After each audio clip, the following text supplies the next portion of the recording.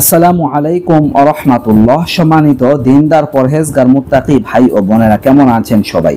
আশা করি আল্লাহর অশেষ মেহেরবানিতে প্রত্যেকে ভালো আছেন। বন্ধুরা, খুবই গুরুত্বপূর্ণ একটি আমল আপনাদের সাথে শেয়ার করব। এই আমলটা করলে চমৎকার পুরস্কার লাভ করা যায়। বন্ধুরা, এটা জুমার দিন করতে হবে। জুমার দিন রাতে অর্থাৎ বৃহস্পতিবার দিবাগত রাত থেকে জুমার দিন সূর্যাস্ত পর্যন্ত এই আমলটা করা যাবে। আমলটা হচ্ছে সূরা কাহাফের আমল।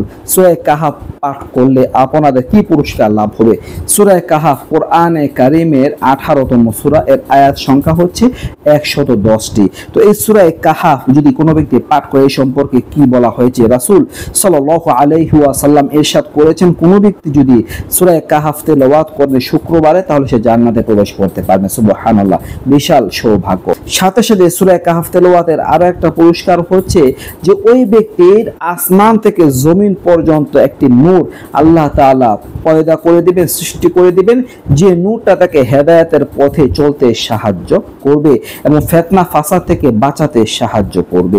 বন্ধুরা, এই সূরা পাঠ করে আরো যে ফজিলত আছে, কোনো ব্যক্তি যদি এই সূরা পাঠ করেন, তাহলে এক জুমা থেকে নিয়ে পরবর্তী জুমা পর্যন্ত সমস্ত গুনাহ মহান আল্লাহ মাফ করে দিবেন। সুবহানাল্লাহ, সুবহানাল্লাহ। বন্ধুরা, সূরা কাহাফ তেলাওয়াত করলে আল্লাহ তাআলা আসমান থেকে সাকিনা অবতীর্ণ করেন, মানে শান্তি বর্ষণ করেন, তার উপর রহমত বর্ষণ করেন। এক সাহাবী, যে সাহাবীর নাম হচ্ছে হযরত উসাইদ ইবনে হুজাইর রাদিয়াল্লাহু আনহু, একদা তিনি সূরা কাহাফ তেলাওয়াত করেছিলেন।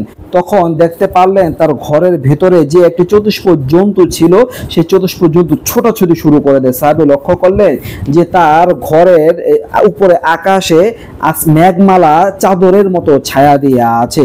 তখন ওই সাহাবী বিষয়টা রাসূল সাল্লাল্লাহু আলাইহি ওয়াসাল্লামের কাছে বর্ণনা করলে রাসূল সাল্লাল্লাহু আলাইহি ওয়াসাল্লাম বললেন, এটা হচ্ছে সাকিনা, যা কোরআনে কারীমে সূরা কাহাফ তেলাওয়াত করার বদৌলতে আল্লাহ তাআলা তোমার প্রতি নাজিল করেছেন। সুবহানাল্লাহ।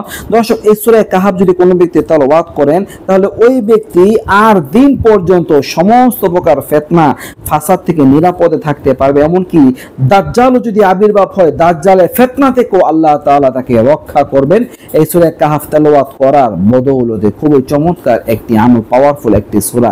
তো আপনারা জুমার দিন একবার রাত্র থেকে নিয়ে দিনের সূর্য অস্ত যাওয়া পর্যন্ত যতক্ষণ সময় মনে চায়, যে সময় মনে চায় আপনারা পড়তে পারেন। কেউ সূরা কাহাফ তেলাওয়াত করা মিস করবেন, প্রত্যেকে পাঠ করার চেষ্টা করবেন ইনশাআল্লাহ। পাঠ করলে অনেক পুরস্কার লাভ করা যায়, বুঝতে পারলেন। তো এই ছিল আলোচনা। নিত্য নতুন আরো ভিডিও পেতে সবাই পাশে থাকবেন। এই পর্যন্ত আসসালামু আলাইকুম ওয়া রাহমাতুল্লাহ।